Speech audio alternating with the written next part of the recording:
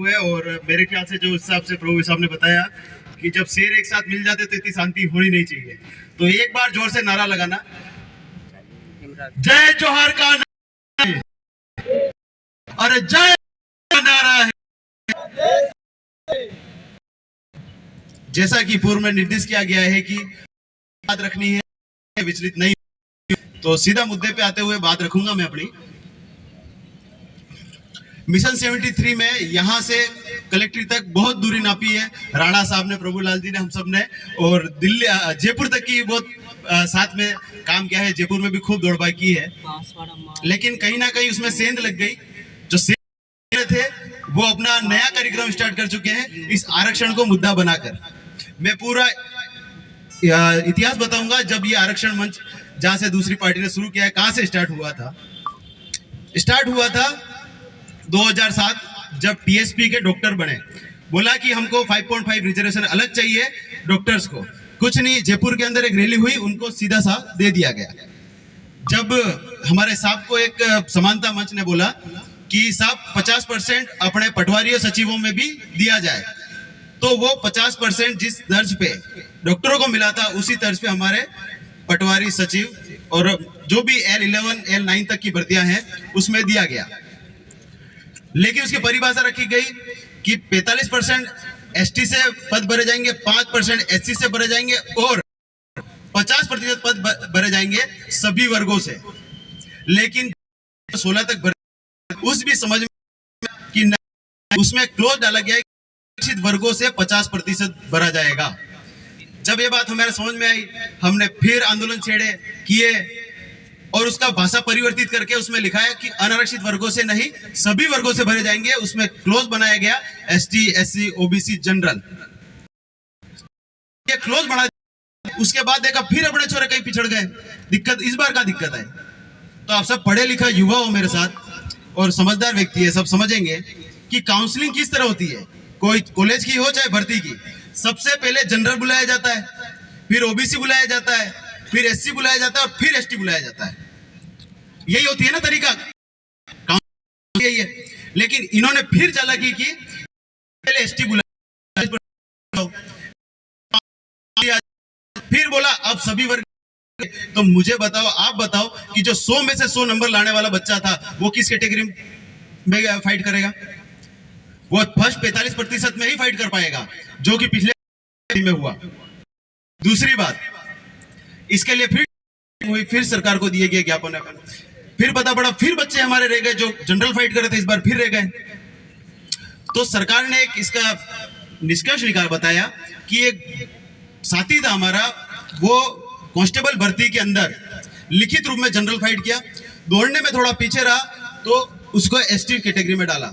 हमने हाथ खड़े करके बोला हाँ सही बात है, कोई बात नहीं, दिक्कत समझते हैं हम चीज को, कि जब भी पूरे भर्ती के दौरान जब भी एक बार भी अगर एसटी का फायदा लेगा तो उसे रिजर्व कैटेगरी माना जाएगा। हमने कहा चलो हम एग्री करते हैं, सारी बात से हम मानते हैं आपकी बात को। लेकिन जब बच्चा लिखित में भी जनरल फाइट कर गया, जब दौड़ने में भी जनरल फाइट कर गया, तो आपने हमारे बच्चों को एसटी में क्यों काउंट किया? वो तो जनरल फाइट होना चाहिए।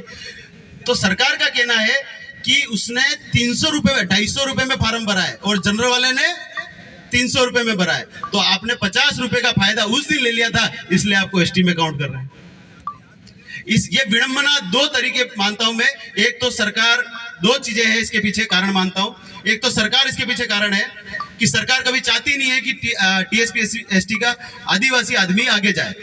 और दूसरी विडंबना यह है कि आज दिन तक विधानसभा लोकसभा में हमने जितने भेजे थे सब अंगूठा छाप भेजे थे और सभी व्यक्तियों ने बिना रोस्टर समझे, बिना रोस्टर को पढ़े साइन कर दिया और वहां लगा दिया जयपुर। तो ये कितनी बड़ी विडंबना है। दूसरी बात, अब मुख्य बात, ये विडंबना चलती आ रही है, सभी के ध्यान में होगी। दूसरी बात मैं बोलना चाहूंगा कि हम आरक्षण के लिए लड़ रहे हैं, भर्तियों के लिए लड़ रहे हैं, रात दिन एक करें, आज भी इकट्ठे हुए हैं, ज्ञापन देंगे जाएंगे, लेकिन भर्तियां बची कहां हैं? मैं खुद हाइड्रोलॉजिस्ट एमएससी जियोलॉजी क्वालिफिकेशन मांगी थी, 2014 में भर्ती निकली और अब निकली है टीएसपी की एसटी की 2 सीटें हैं उसमें, बाकी सीटें कहां गई? आईसीडीएस महिला बाल विकास नाम सुना होगा आपने, उसके अंदर आपके यहाँ पन्नादा सिक्योरिटी सर्विस का ठेका है आपको लिस्ट में नाम बताऊंगा, आपके साथ 17 ब्लॉक है, 18 ब्लॉक कितने हैं बांसवाड़ा के, उसमें से 16 व्यक्ति सब जनरल कास्ट के लगाए गए, अग्रवाल लगाए गए। गोदारा सरनेम का आदमी भी बांसवाड़ा में लगाया गया है। गोदारा सरनेम सुना आपने? ये हरियाणा में होते हैं ज्यादा। इसी तरह प्रतापगढ़ भी लगाए गए, इसी तरह बांसवाड़ा भी लगाए गए, इसी तरह डूंगरपुर भी लगाए गए, इसी तरह उदयपुर भी लगाए गए। ये आईसीडीएस की बात कर रहा हूं मैं। आप क्या पन्ना दे सिक्योरिटी सर्विस करके काम कर रहा है, एनजीओ काम कर रहा है, उसमें लीड गार्ड का काम करता है। लीड गार्ड का काम कर रहा है डूंगरपुर के अंदर, जो कहां की एजेंसी है? गुजरात की। दूसरी बात, अरावली संस्था ने भी अपने यहाँ पे सैकड़ों हजारों छोरे लगा रखे हैं, जो पंचायती राज विभाग को कार्मिक उपलब्ध कराने का टेंडर ले रखा है। सारे छोरे भरतपुर करौली के लगा रखे हैं अपने यहाँ, हजारों लड़के लगे हुए हैं। पंचायती राज छोड़ो, टीएडी विभाग जिसको सिर्फ बोला गया कि तो आदिवासियों का भला करेगा, आदिवासियों के बीच में रोटी की व्यवस्था करेगा, उसने पिछली आचार संहिता को 18 दिसंबर को हरियाणा की कंपनी विमल राज से ठेका लिया मानव संसाधन उपलब्ध कराने का, और ठेके के अंदर मानदेय सबसे ज्यादा 55,000 है और कम से कम 12,000 है। आईसीडीएस के अंदर ही एक कंपनी आईपी ग्लोबल, हर ब्लॉक के अंदर एक बंदा उसका काम कर रहा है, 2 बंदे काम कर रहे हैं, उनकी तनख्वाह 52,000 रुपए, और हर सेक्टर में उनके अंदर का लगा हुआ है, उसकी तनख्वाह 18,000 रुपए। ये सारा प्राइवेटेशन कर रहे हैं, और प्राइवेटेशन के अंदर कभी भी आरक्षण नहीं आएगा, बीच में रोस्टर प्रणाली लागू नहीं होगी। ये प्राइवेट ठेके होंगे और संविदा कर्मी है, 5 साल बाद यही लोग परमानेंट होकर हमारे छाती पे बैठेंगे और हम पूछते रहेंगे कि भाई तू कौन सी भर्ती में लगा है। मेरा आप सबसे निवेदन है, कोई चीज गलत दिख रही है उसका विरोध करें। और दूसरी बात, हमारे यहाँ माइंस खुली हुई है, वेदांता ग्रुप ने खोल रखी है, जावर माइंस, जामोगोड़ा ग्रुप ने भी खोल रखी है, रॉक फॉस्फेट ने भी।